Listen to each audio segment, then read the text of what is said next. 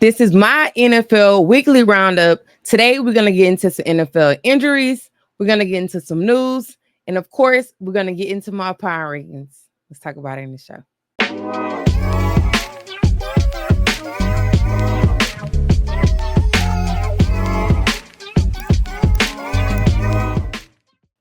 Welcome in and welcome back to Polite for What. I'm your host, Rhea. If you're not subscribed to the page, make sure you hit that subscribe button. That way you can stay up to date with my content. And if you've been here for a while, you already know what to do. Get those likes up. That way I can stay in the algorithm. I can't even talk. All right, y'all. I am here and I am back to talk all things football. Today we're going to get into some week 9 news that's going around the league right now. And of course, if you are new here, this is a brand new segment that I'm going to be introducing each and every Thursday. So, of course, we're going to get into some injuries, some news around the league, my power rankings, and then at the end, we will preview the Thursday night football games. So make sure you hit that subscribe button because I might be previewing your game on one of these Thursdays. But all right, let's go ahead and jump right into it. This is Stephon Diggs. Stephon Diggs suffered a non-contact injury on Sunday against the Colts, and he will be out for the entire season with the ACL injury. Man, prayers up to Diggs, but I ain't gonna lie, this is kind of disappointing for me as a Cowboys fan because we are robbed yet again. We will not get to see the Diggs versus Diggs matchup. Them two brothers going against each other. This is the second time in a row that we're not going to see the matchup. Last year, Trayvon Diggs was injured and we didn't get to see these two going against each other. But as Stephon Diggs go out with a season-ending injury, they're gonna need Tank Dell to step up over there because, as we all know, Nico Collins is still on injury reserve. So Tank Dell is gonna be the man in that receiver. So they're gonna need him to step up and kind of take over the targets that Stephon Diggs was getting. All right, so let's go ahead and keep this thing moving. Let's get into some NFL news.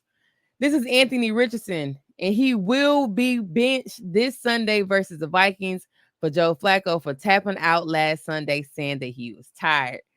The coach stated that he's evaluating the quarterback situation, adding that Richardson requested coming out of the game was not a factor.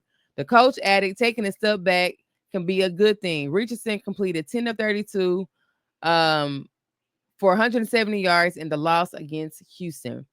All right, y'all. I'm not even gonna lie. I didn't even know this was the thing. Now I have seen I've seen not quarterbacks, I've seen running backs kind of like tap their helmet to come out when they're tired.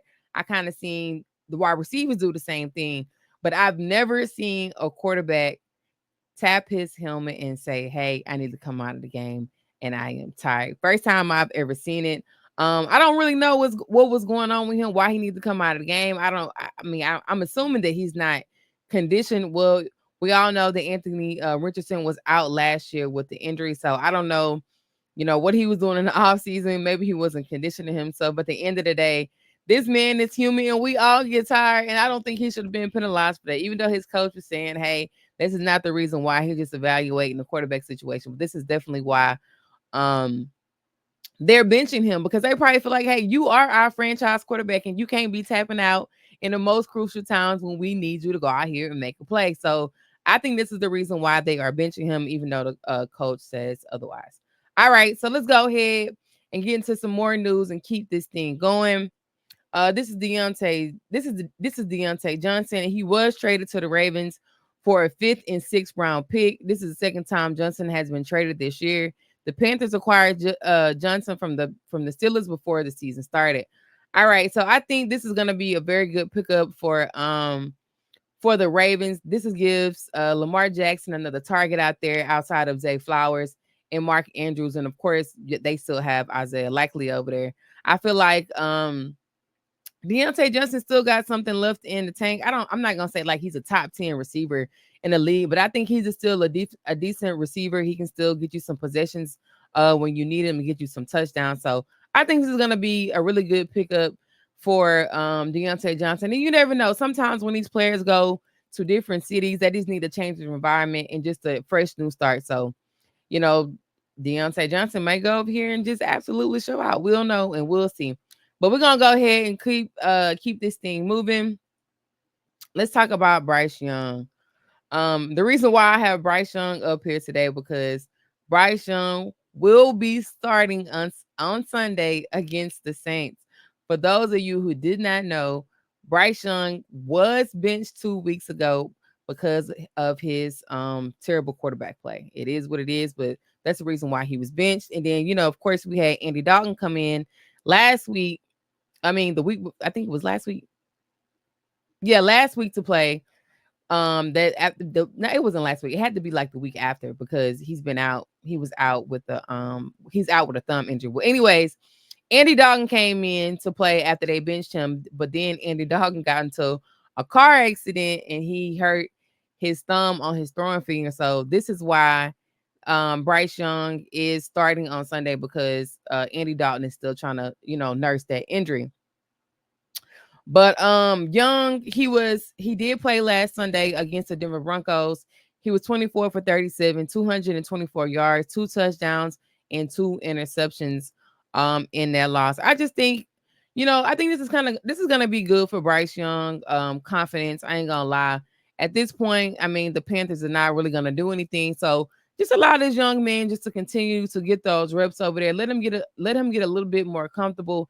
And I just feel like at the end of the day, Carolina had to go out and get better linemen for him. I think this is why he's struggling so much because he's not really having time to throw the ball over there. I think they need to go out and draft some linemen in the offseason or acquire somebody over there to help him out. And I think that Bryce Young will be very successful because if for those of you who don't know, like Bryce Young was the number one pick.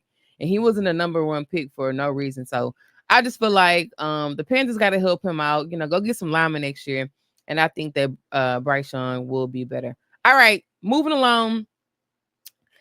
Speaking of New Orleans Saints that they playing on Sunday, we got Derek Carr. Derek Carr is expected to play on Sunday against the Carolina Panthers after missing 3 games with an oblique injury.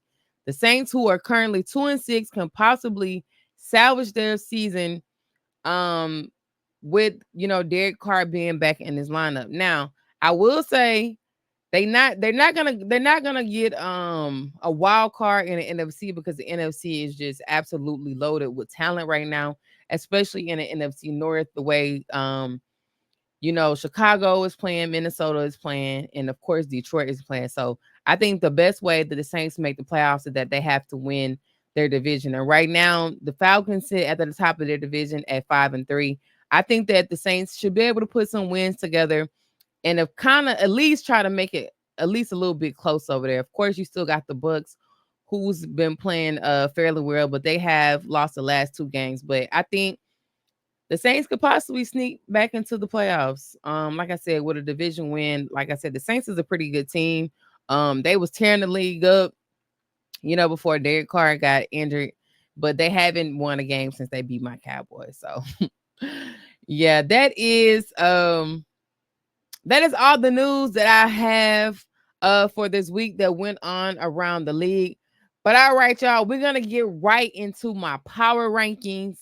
And for those of you who don't know, when you're new here, when you see my chart, you got to take some things into account. And this is how I rank my teams on my in my top 10. So points allowed, points scored, and then of course I took the strength of schedule into consideration, and then the last thing that I took in consideration was the record. So record was not the top on my list.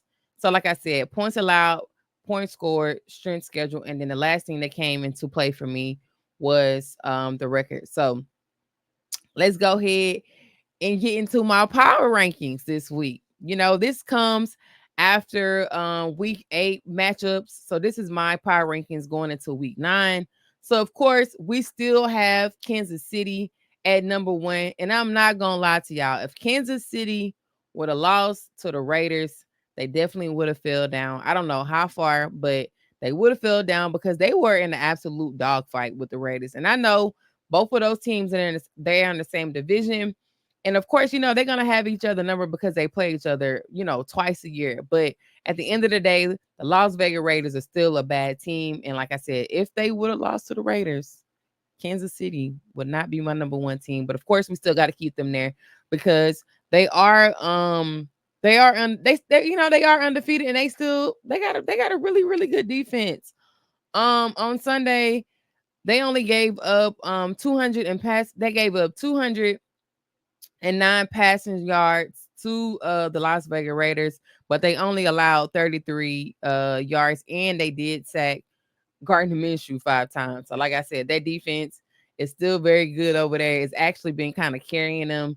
Patrick Mahomes haven't even started playing the way we know Patrick Mahomes can play. It's really been the defense all along that's been carrying them. So, of course, like I said, that's why Kansas City is still at my number one. Number two, of course, you can see here, I have the Detroit Lions. The Detroit Lions completely destroyed the Tennessee Titans on Sunday, putting a 52 piece on them. The Lions scored 6 touchdowns, and right now they are sitting at 6-1. Of course, they're gonna be my number two team because I feel like the Lions is the best team right now in the NFC East. They look very strong, and they just been doing they big one on everybody every week. So of course, the Lions remain at number two for me this week. And number three, the Bills come up because last week I had the Bills down. I think I had them at 5. So the Bills jump up 2 spots this week, coming in at number 3.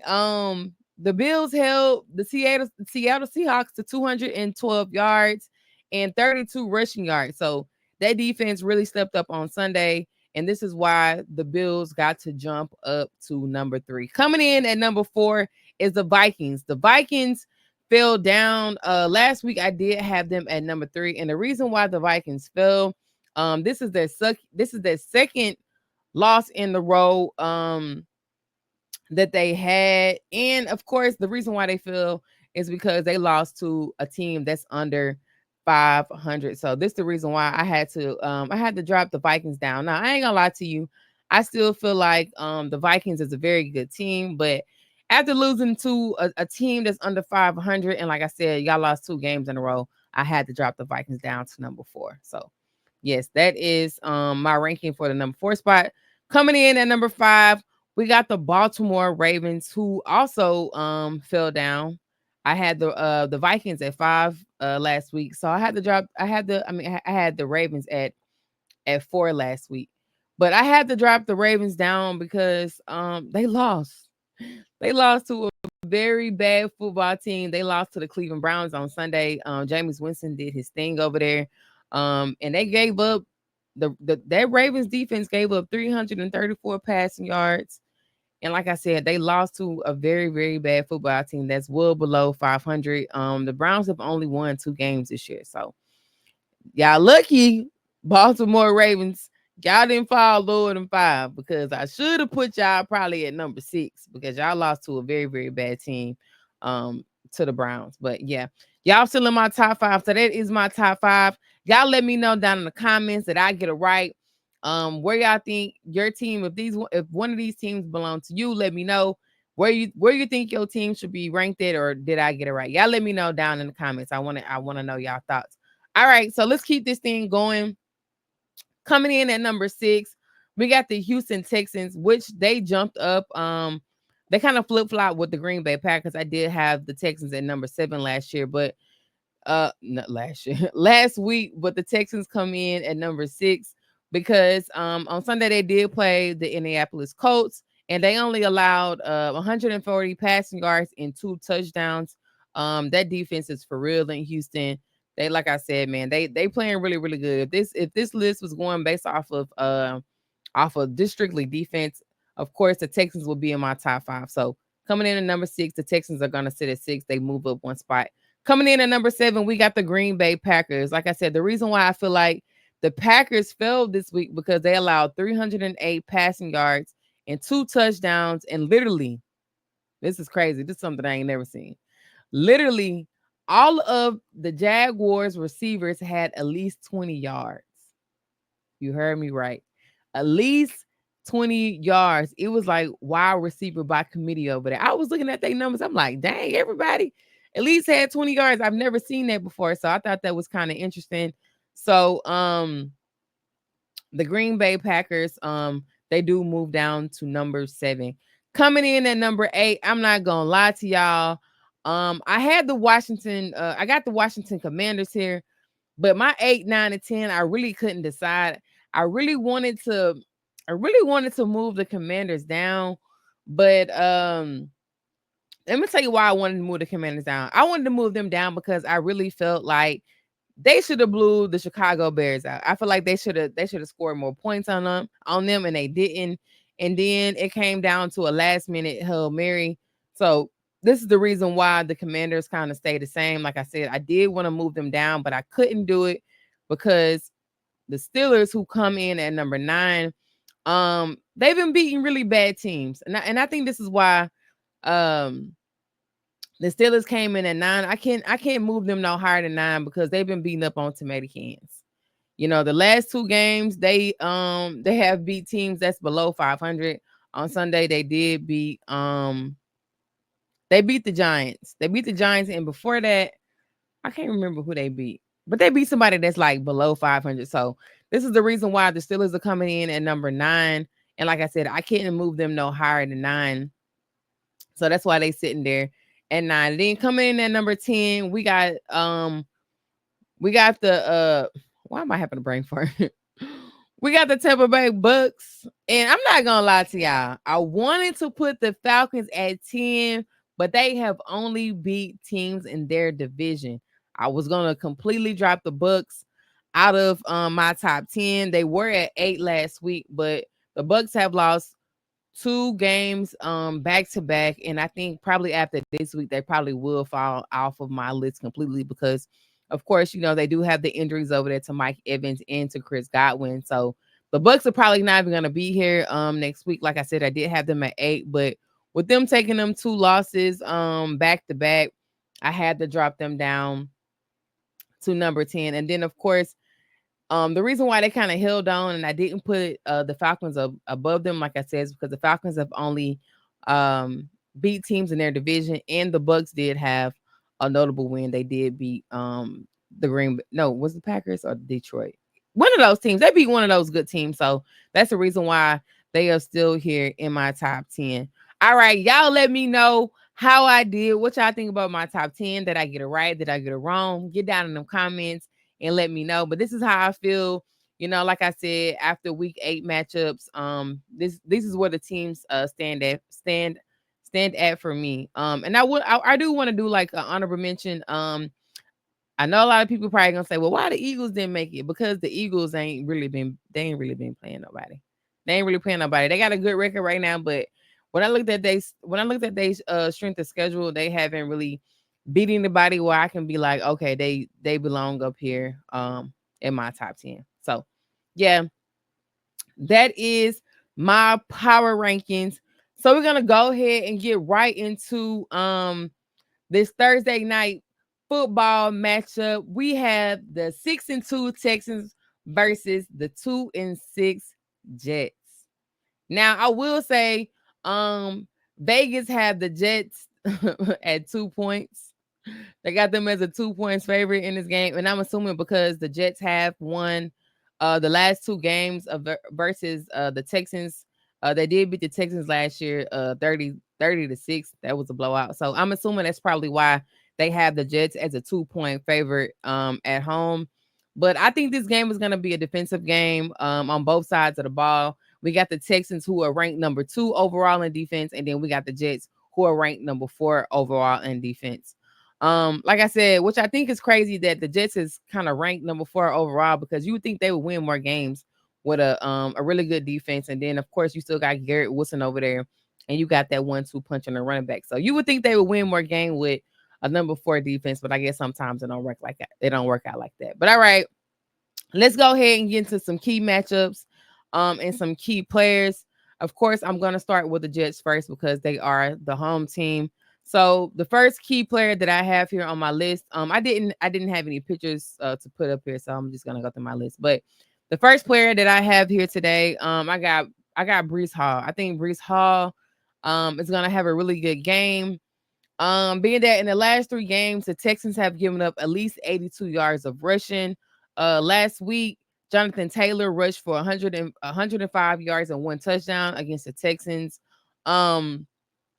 And I really like Brees Hall. I think he's a hard runner, and the Jets also use him in the passing game. So I can see Brees Hall having a really good game. And like I said, they have that 1-2 punch over there with Braylon Allen. So I'm expecting Brees Hall to have a really good game. All right, so let's go ahead and get into my next key player that I have on my list. I have Gary Wilson. With the addition to Devontae Adams, I don't know how many snaps Adams is gonna get, being that he's still trying to learn the Jets offense. So depending on how many snaps he get, I feel like Devontae Adams is gonna demand that double team, and I feel like this gonna open up Garrett Wilson to have a really good game.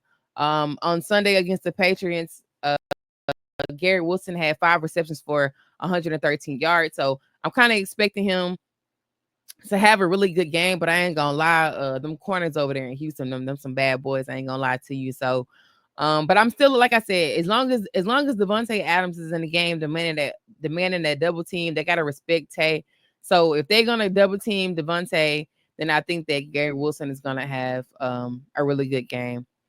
All right, so let's go ahead and get into a defensive player that I think is going to show up for the Jets. We're going to get into Hassan Reddick. Hassan Reddick had 2 quarterback pressures last week after finally being paid. I think this is going to be a tough matchup for that Texas offensive line that's kind of been shaky all season. I ain't gonna lie to you. They didn't gave up 22 sacks.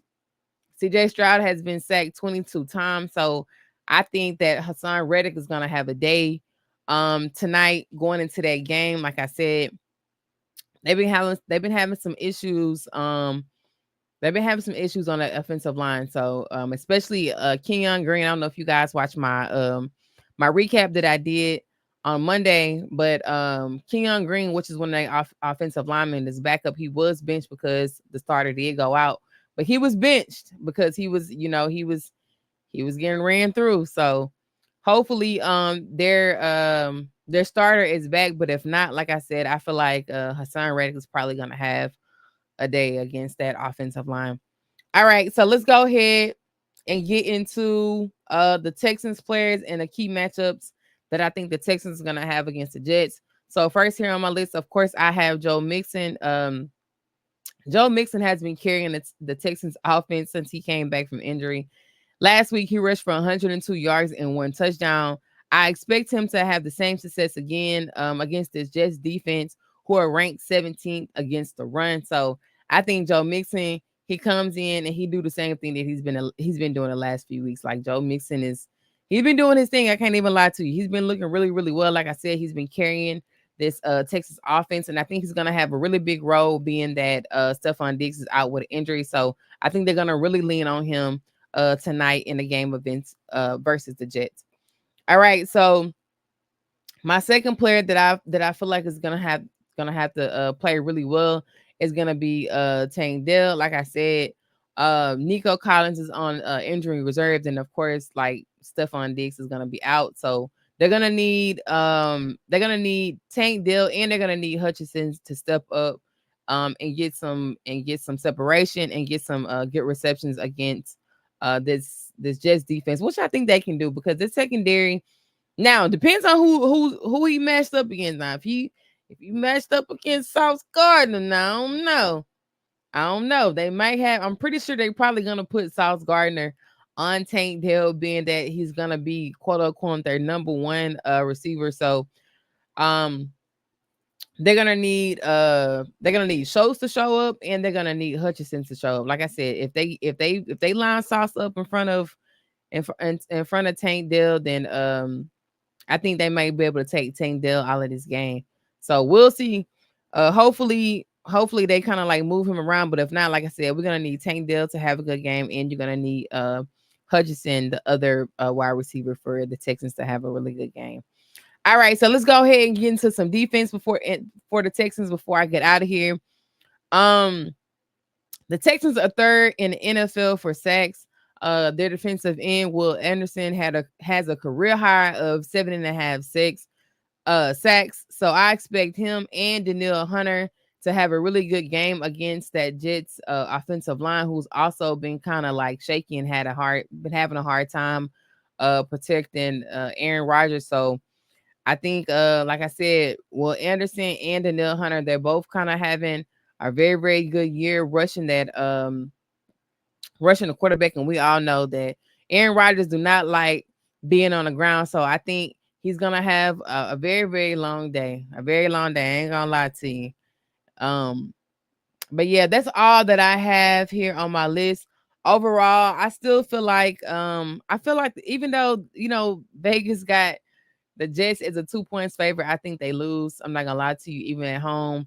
Um, they just haven't been playing well, even with the weapons they have. They still haven't been playing well. I think the Texans win this game, but I think, like I said, it's gonna be defense versus defense. And I think the Texans do come out on top in this game.